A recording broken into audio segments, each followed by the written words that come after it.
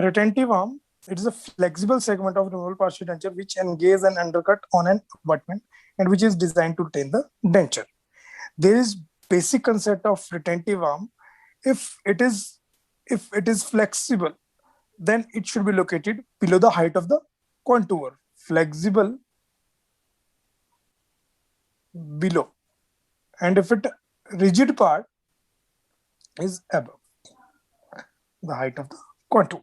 Very simple concept. So now, what does it mean? Height of contour is defined as a line encircling a tooth designated its greater circumference at a selected portion. Like, if this is your tooth, then we have to take maximum convexity. This is the height of the contour.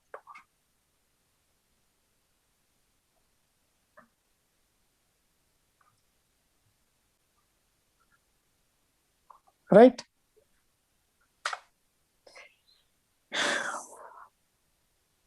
Then come to a reciprocal arm. This is a reciprocal arm, also called bracing arm. So it is located on the other side of the tooth, opposite to the retentive arm. It resists the lateral forces exerted by the retentive arm when it passes through the height of the contour during the placement and removal of RPD. So the reciprocal arm basically serves to counteract the forces of the retentive arm. It has to counteract the forces exerted by retentive arm, right? And it is always placed in the supra bulge area, right? That means above the height of contour. It acts as an indirect retainer that placed on an abutment located anterior to the fulcrum line, right? So there are various general functions of reciprocal arm. It provides stability. Denture is stabilized against horizontal movement and act as a indirect retainer to a minor degree. Then come to your rest. This is distal occlusal rest seat. What does it mean? This part, a rigid stabilizing extension of RPD which contacts a remaining tooth or teeth to dissipate vertical and horizontal forces. I think it is self-explanatory. It is a part of clasp that lies on the occlusal or lingual or incisal edge or surfaces of the tooth. It resists basically tissue-ward movement of the clasp by acting like a vertical stop on the tooth. Principles of clasp design. So there are various principles. The basic principle of clasp design is encirclement. That is to obtain more than 180 degree of continuous contact of clasp and a minimum of 3-point contact. Right. Occlusal rest should be designed to prevent tissue-ward movement of the denture. Each retentive terminal should be opposed by a reciprocal arm. Right. Balanced retention should be present. That is, if the buccal retentive clasp is present on one side, the same should be present on the opposite side. That means vice versa. Path of escapement should never coincide with the path of removal. Otherwise, your RPD will dislodge. Only the minimum necessary amount of retention should be used.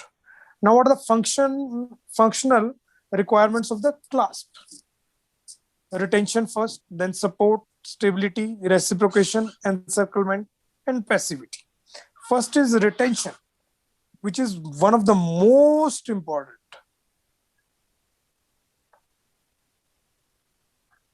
Most important function of the clasp. Hence, it is most important functional requirement. So the purpose of the clasp is lost if the retention is lost. Retention is provided by the retentive arm of the clasp. The tip of the retentive arm, that means the retentive terminal, should lie in an undercut to the selected path of insertion. The undercut used for retention is known as retentive undercut or preferred undercut. Right. Second one is your support. So what is support? Support is to hold up or serve as an foundation of the prop form. It is a resistance to the movement of denture in a gingival direction, right, along the path of insertion.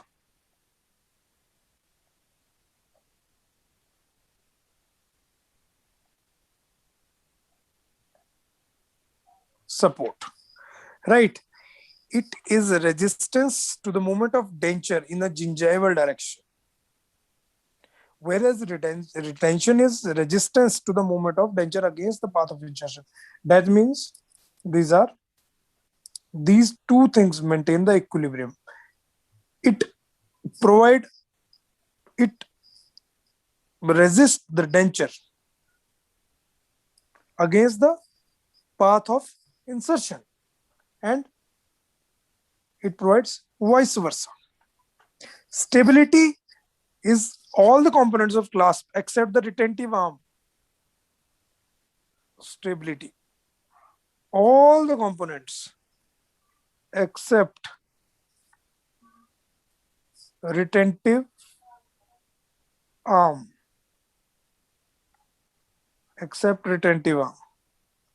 provide stability.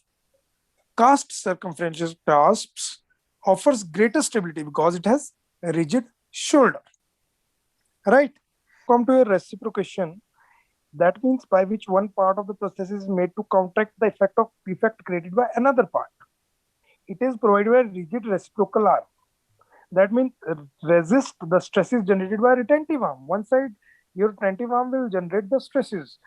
This reciprocal arm, will have to stabilize the denture by counteracting the forces of retentive arm.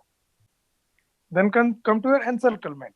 It is the property of a clasp assembly to encompass more than a 180 degree of abutment tooth by either continuous or broken contact to prevent dislodgement during function. Right, 180 degree encirclement should be there. Then your passivity, that means quality or condition of an inactive or rest assumed by the teeth, tissue, and denture when a RPD is in place but not under masticatory pressure, except during masticatory pressure or any other pressure. Your RPD should resist or should rest in passive form. Otherwise, if it is providing always forces on the tooth, then it provides a negative impact on tooth stability. To your circumferential clasp. Circumferential clasp is a clasp that encircles the tooth by more than 180 degree, including opposite angles, and which usually has total contact with the tooth throughout the extent of clasp. Right. Close adaptation of the tooth therefore minimize food entrapment. This is advantage. But disadvantages cover large amount of tooth structure. That affects the normal food flow pattern leading to food accumulation. This causes decalcification of tooth structure. Damage to soft tissue will occur due to lack of physiological stimulation. Then come to your simple type of cast circumferential clasp is simple circlet clasp. It is the most versatile and widely used. Right. Best for approach supported partial dentures. It approaches the undercut from the edentulous space. This is your edentulous space. This is your simple circular clasp. It engages the undercut located away from the edentulous space. Clasp can be adjusted only in one direction, buccolingually, but not occluso-gingivally. We can adjust it like this only. Right. Various variation of circular clasp are back action clasp, reverse back action, ring clasp, C clasp, or hairpin clasp. Now come to a reverse circlet or reverse approach clasp. This clasp is used when the retentive undercut on the abutment tooth is located adjacent to edentulous tooth. Like you can see in this picture, consider a distal edentulous condition, right? Usually, the clasp will arise from the distal surface of the abutment to reach the mesial undercut, but this clasp is designed in such a way that the clasp arises from the mesial side and ends on the distal undercut, right? Like this. If there is an undercut area in the ridge, the presence of soft tissue undercut caused by bucco version of abutment tooth. This clasp are used in distal extension denture base. Distal extension denture base, that is Kennedy's class 1 and class 2 with unilateral and bilateral and unilateral edentulous area. But there are various disadvantages if the sufficient occlusal clearance is not present. The thickness of the clasp has to be reduced. This will affect the strength of the clasp. Here, if we are reducing this, then it will definitely reduce the strength of the clasp assembly. The occlusal rest away from the edentulous space does not protect the marginal ridge of the abutment tooth adjacent to edentulous space. Hence, an additional rest must be placed to provide the necessary protection, and it provides poor aesthetic as the clasp runs from the mesial to the distal end of the facial surface. Then your multiple circlet clasp is the combination of two simple circlet clasp joined at the terminal end of reciprocal arm. It is used for sharing the retention with additional teeth on the same side of the arch when the principal abutment tooth has poor periodontal support. It is a mode of splitting weakened teeth. So its disadvantages are the simple to that of simple or reverse circlet clasp. Principal abutment is periodontally compromised and the force are distributed between multiple abutment. This is a advantage. Then your embrasure clasp or modified crib clasp. Again, it is a combination of two simple circlet clasps joined at the body, like this. Right. It is used on the side of the arch where there is no edentulous space. The clasp crosses the marginal ridge of two teeth to form double occlusal rest. And the clasp emerges on the facial surface and splits into two retentive arms. Each retentive arm engages the undercut located on the opposite side of the tooth. Interproximal tooth structure should be removed to provide sufficient thickness of the metal. The clasp may break if the metal is too thin. Indications are mainly class 2 and class 3 cases. Then come to your C clasp, fish hook or hairpin clasp. It is a type of simple circular clasp which after crossing the facial surface of the tooth loops back to engage the proximal undercut, like you can see over here, loops back to engage the proximal undercut beneath its point of origin. It is used in conditions where the undercut is near edentulous space.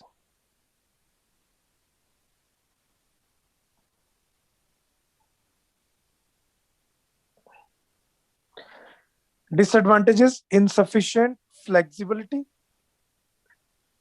more of tooth coverage, and obviously aesthetically compromised. It has to cover more of space. Now come to combination clasp. A cast circumferential clasp cannot be used when an undercut is adjacent to the edentulous space, as it will produce destruction rotatory forces on distal abutment. In such cases, a flexible wrought wire retentive arm is used to replace the rigid cast alloy retentive arms. These clasps are called combination clasps, or they combine the two. As it has a greater flexibility, it can be placed in a deeper undercut without any hazard to the abutment. It is used in the maxillary canines and premolars due to its superior aesthetics. Advantage are it has a thin line contact which collects less debris and easy to maintain. It can flex in on planes. But disadvantages are tedious lab procedures, easily break and distort, poor stability. Then come to a gingivally approaching clasp, bar or roach type.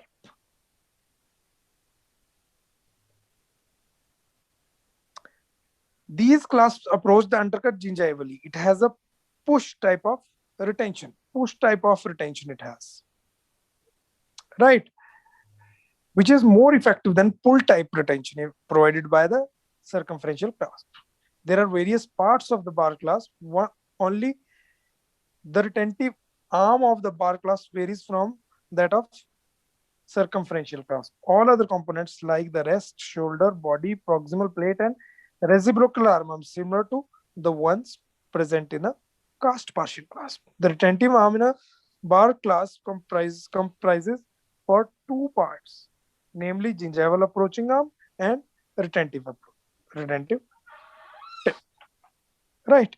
So the approach arm is a minor connector. This approach arm is a minor connector, and a retentive finger that engages an undercut. This is a retentive finger. This is a approach arm. So advantages are it is easy to insert, difficult to remove. It is more aesthetic as it covers less tooth structure. But there are various disadvantages. It tends to collect food debris.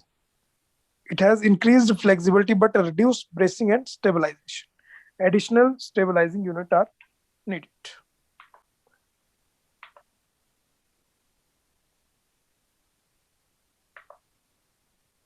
Then come to a T-type clasp. The bar clasp has been classified based on the shape of the retentive terminal. Each type is described. T-clasp used in distal extension denture based with a distobuccal undercut, mainly indicated in class 1, class 2, undercut located adjacent to edentulous area. So there are various contraindications of this clasp: severe soft tissue undercut, height of contour located near the occlusal surface. These are contraindications. In these cases, it is contraindicated. Then come to a modified T clasp. It is similar to T clasp, but the non-retentive finger, usually the mesial terminal of the T terminal, is removed. It is used in canines and premolars for better aesthetics. Like this part is removed. So, but the disadvantage is it does not have 180-degree encirclement. Right. Advantages more aesthetic. Y clasp is basically a T clasp modified to suit certain abutments where height of contour is high at faciomesial and faciodistal line angles, but low at center of the facial surface. I clasp used on distobuccal surface of canine for aesthetics. Only the tip of the clasp 2 to 3 mm contact with the tooth, hence stability and encirclement is decreased. I-bar clasp is a modified I-type roach clasp introduced by Kratochvil. Right. It is mainly indicated in case of class 1 and class 2 type. It has a mesial rest arising from a major connector and an I-bar retentive arm and a long proximal plate. Right. It is designed to reduce tooth contact. Direct and indirect retainers. So direct retainers and indirect retainers are very important part of removable partial denture. So direct retainer is defined as a clasp or attachment applied to an abutment tooth for the purpose of holding a removable denture in position. Right. That is, it is a that component of a removable partial denture that is used to retain and prevent dislodgement. That means it is a very important part. Consists of a clasp assembly or a precision attachment. Direct retainers are classified into intracoronal and extracoronal type. So in extracoronal type, they are manufactured retainers, that is Delbo, custom-made retainers, occlusally approaching circumferential or Akers clasp, gingivally approaching bar or Roche clasp. We'll discuss them one by one. Okay. And intracoronal direct retainer attachments are internal attachment, external attachment, stud attachment, bar attachment, special attachment. Right. So first of all, we will discuss about intracoronal retainers. So what are the intracoronal retainers? Intracoronal retainers are called so because a part or the whole of the retentive components are located within the anatomical contour of abutment teeth. That means if this is your tooth, whole of the assembly should be inside the abutment tooth, right? That means it is a part of the tooth. It appears like part of the tooth. Of following type, one is internal attachment, second is external attachment, third is stud attachment, fourth is bar attachment, and then is special attachment, right? 1, 2, 3, 4, 5, right? Generally, all the attachments have male and female components and that are manufactured using standard measurements. They are not custom fabricated like a direct retainer. Hence, the only design consideration for an attachment is preparing the tooth to place the female component of the retainer, right? Then come to your extracoronal direct retainers. See, extracoronal direct retainers are clasps. These are clasps, right? So we will discuss first about extracoronal direct retainer. An extracoronal direct retainer is defined as a part of a removable partial denture that acts as a direct retainer or a stabilizer for the denture by partially encircling or contacting an abutment tooth, right? So it is that component of the partial denture that rests against the vertical enamel surface of an abutment tooth and aids in bracing and retention. Like if this is your tooth and that attached over here to resist the movement against enamel. So general consideration is the clasp should be located at the undercut area in relation to the determined path of insertion and removal of the prosthesis. The concept given by Prothero, it is based on mechanical retention, right? That means the cone theory, to explain the basis of clasp retention, he described the shape of the crown of the premolar and molars to be equivalent to two cones, upper and lower, sharing a common, sharing a common base. The upper cone resembles the occlusal half of the tooth and the lower cone resembles the cervical half of the tooth. The clasp tip that ends below the junction of the two cones, that means it should be below here, below this point, right? That a clasp tip that ends below the junction of the two cones will resist movement in the upward direction. If your clasp attached over here, it resists movement towards upper side, right? Because it has to deform, straighten out to be released across the junction of the bases of the two cones. The degree of resistance to deformation determines the amount of clasp retention, right? So according to Prothero's cone theory, the tooth is considered as a pair of cones sharing one base. Hence, the height of the contour of the tooth is considered as the base of the cone, and all the retentive components of the denture should cross the height of the contour. That means if we have this type of tooth, then your clasp should rest over here so that to resist upward movement. Because if your denture will displace, it has to be straightened out. So till it maintains its shape, your removable partial denture will rest over here. So clasps mainly are of two types. Clasp approaching, which approach the undercut from the occlusal area above, and gingivally approaching from gingival area. That means like this, and that rest over like this, right? Which entered the undercut crossing the gingival margin. Factors determining the indirect retainer.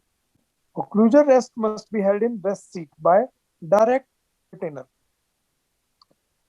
The movement toward the tissue. This movement is prevented by the presence of rests. The rests are a part of clasp assembly located on the occlusal surface of the teeth. The rests act as a vertical stop when the occlusal forces push the denture downwards. Right? Movement towards the teeth, away from the tissue. These forces affect the retention of the denture. This movement is prevented by activation of direct retainer, which is passive in normal condition. Factors affecting the effectiveness of indirect retainer. Effectiveness of direct retainer: if the rest and the direct retainer fails to retain the clasp assembly, there will be total displacement of denture instead of rotation. Distance from the fulcrum line. That is, the length of the distal extension base. For long span ridges, the indirect retainer should be placed as far anterior away from the fulcrum line as possible. Like we are providing over here the distal extension, then we have to place rest most anterior, like this. Location of the fulcrum line. Ideally, the indirect retainer should be placed as far as possible away from the fulcrum line. The rigidity of the connectors support not be flexible. Effectiveness of the supporting tooth surface. The indirect retainer should be placed on the definite rest seat. Tooth inclines are and weak teeth should be used for retainer. Reduce of the stabilizing auxiliary guide plane. Anterior teeth stabilize, auxiliary rest provide stress distribution, right? On the occlusal surface as far as possible away from the distal extension base. Now, forms of the indirect retainer: auxiliary occlusal rest, canine extension from occlusal rest, continuous bar retainer, and lingual plate Rieuge support. First of all, auxiliary occlusal rest, which is most frequently used. It is located on the occlusal surface as far as possible away from distal extension base. As it is placed perpendicular to the midpoint of the fulcrum line, if this perpendicular ends on the incisal area, it is avoided, because the incisors are single rooted teeth and have a vertical tooth surface that cannot support a rest. Should be avoided in single rooted teeth. And it is mainly indicated in case of Kennedy class 1, rests on first premolars. First premolars are used.